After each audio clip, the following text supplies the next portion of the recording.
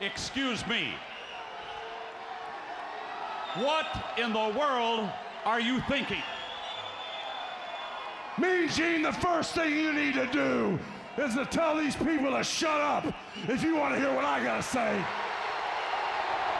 What up, y'all? KMB the Sexy Ninja in the place to be for C Plus Studios, and this is the New World Podcast, brother, for life. We were talking about SmackDown that happened on 7/29/2022. It was a hell of a go-home show because tonight, on a Saturday, is SummerSlam. The show for SmackDown, from top to bottom, was pretty damn good television. But before we get into that, I need to tell you about crazyhoodiez.com. It fuels, it powers the New World Podcast, and you will acknowledge Big Daddy forever. Check out his podcast right now, and if you're subscribed to the C Plus Studios feed, you get all these great podcasts. Also, the return of the Social Vent podcast, the Sexy Ninja cast, the New World podcast, Big Daddy Forever podcast, those crazy that Juggalo vlogs. You get it all on the C Plus Studios feed. Check us out on Twitch. Check us out on YouTube. Check us out on Instagram, Twitter, Snapchat, Facebook, TikTok. We are anywhere and everywhere until you get sick of us, or please don't. But then you're going to share with your grandma, share with your grandpa, and share with the bum down at Walmart, and you'll be like, I'm going to be down with C Plus Studios. So go check it out, crazyhoodiez.com with a Z, crazyhoodiez.com with a Z, and check out the Big Daddy Forever podcast, who helps fuel this podcast and keeps it going. So, SmackDown, the lights are up. The show goes on, as they say, and Triple H is in charge now, and I can feel the difference. Just like I said on Monday Night Raw, I can feel it in the air, the energy, everyone that's wrestling, you could just feel the energy. And and Drew McIntyre and Sheamus started the show. Hell of a match, beat the crap out of each other. But Drew McIntyre won, and they did this crazy thing where Drew was like, I'm sorry I have to do this, but I have to go on at Clash at the Castle and face either a Roman or a Brock or maybe even Theory. We don't know. Tonight is up in the air. Like, it just seems so predictable with all these matches, but will it be? Because now that Triple H is there, he's like, yo, we got to throw some swerves. We got to do something that's going to make everyone talk. And one thing I saw a little picture of said, to the wrestling gods, please. And they're like, MJF versus Seth Rollins. I don't think that's going to happen, but I was like, to the wrestling gods, please, let's have that happen. But a lot of great things from the show tonight, especially with Liv and Ronda. There was this one thing where she came out, she beat down Shotzi, threw her out of the ring.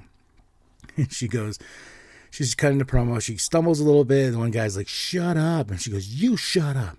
Your mom failed you. I was like, whoa.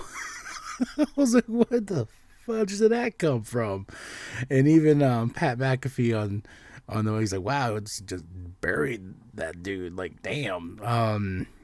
That was fun. I was like, heel?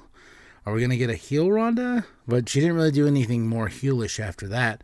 But that was a great match, tag team match between Liv Morgan and Ronda Rousey versus Natalya, with Sonya Deville and, of course, Ronda and Liv win. They got a match. You ain't gonna have that team lose, but it was a fun match. Everyone had great matches. And sadly, they no Riddle versus Seth Rollins at the show.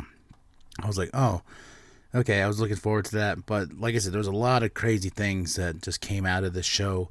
And Natalya still being a factor and this, that, and it's going to be a wild ride for SummerSlam, I feel. So I can't wait to do the review tomorrow for that and just be like, oh my God, But ended the show with Paul Heyman, addressed special counsel address, and of course Brock comes out, and Theory tries to beat him down with the suitcase, and Brock destroys him. But there was the one thing of this show And one thing of this segment that kind of threw me off, because I just forgot that Drew McIntyre just won the match in the starting of the show.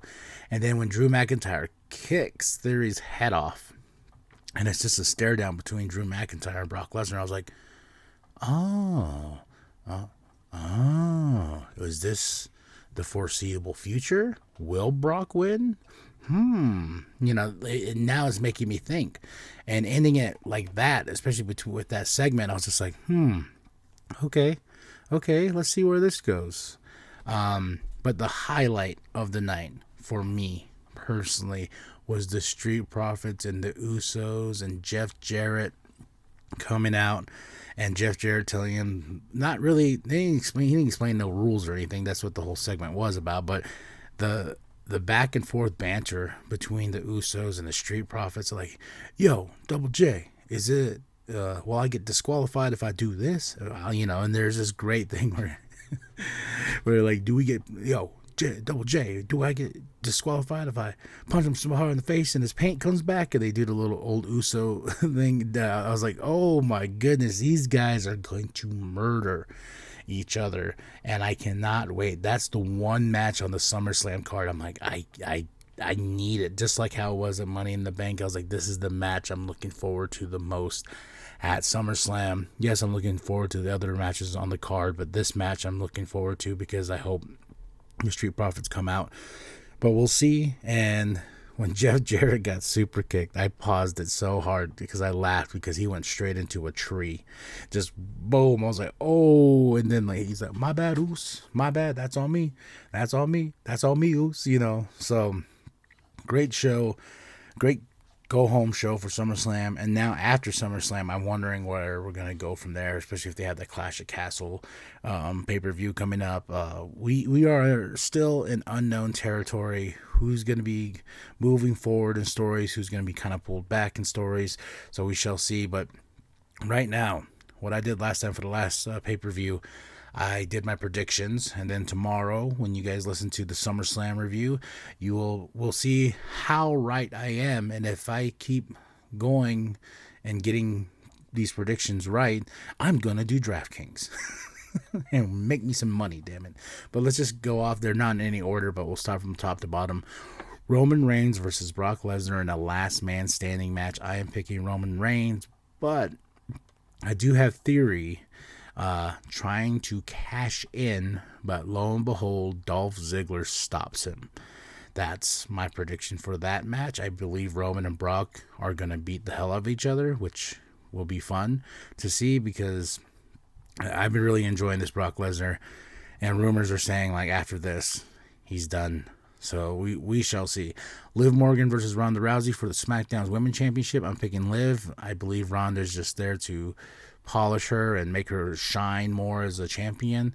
Bianca Belair versus Becky Lynch. I believe Bianca's going to win, but Becky's going to definitely put her over in the match and, call that match the way she needs to. And just make Bianca shine. Usos versus the Street Profits. Like I said, I want the Street Profits to win, man. I wanted to win so bad because I want the smoke. We want the smoke. Logan Paul versus The Miz with Ciampa in his corner. Remember that The Miz has Ciampa in his corner. But I believe Logan Paul will win. And I'm making a far-fetched prediction here with this match. With Ciampa being in the mix. I feel like Logan's brother will show up to even the odds. So we'll see how that goes. The Mysterios versus the Judgment Day, I believe, will end on a DQ because it will be the return of Edge. Maybe Edge's new faction, maybe just a whole new brutal version of Edge. We'll see. But that's my prediction for that match. Bobby Lashley versus Theory. Bobby Lashley wins, but with a distraction from Dolph Ziggler, because Dolph Ziggler's always going to be in the shadows of Theory. That's what I'm thinking. Then we're going to build something with Dolph Ziggler and Theory moving forward after SummerSlam. And this match right here too, I got to say, is the second one I'm looking forward to, just because it's my boy Pat McAfee versus Happy Corbin. I can't wait. I can't wait for this match, because this match is going to be a banger, bro. Because Pat McAfee is awesome on the mic, and I believe he's really helping Corbin bring out some more of his talents, especially, you know, this feud is building and building and building. So right there's my predictions for SummerSlam tonight. I hope you enjoy the show. I hope I enjoy the show. You know, we shall see. Are we going to get swerved? Where we're going to go? It's just, we're in unknown territory, folks. Unknown territory. So let me know what you thought of SmackDown. Let me know what you think of my predictions for SummerSlam. Drop those comments below. And after that, you're going to like and subscribe. You're going to share with your grandma. You're going to share with your grandpa. You're going to share with the bum down at Walmart. And let them know that C Plus Studios is in the house. That's right. And this is the New World Podcast, brother. And it's for life. Less than 24 hours away from fighting for the titles. Jeff trying to stay out of the fray as the Usos. Oh my goodness! That's not good.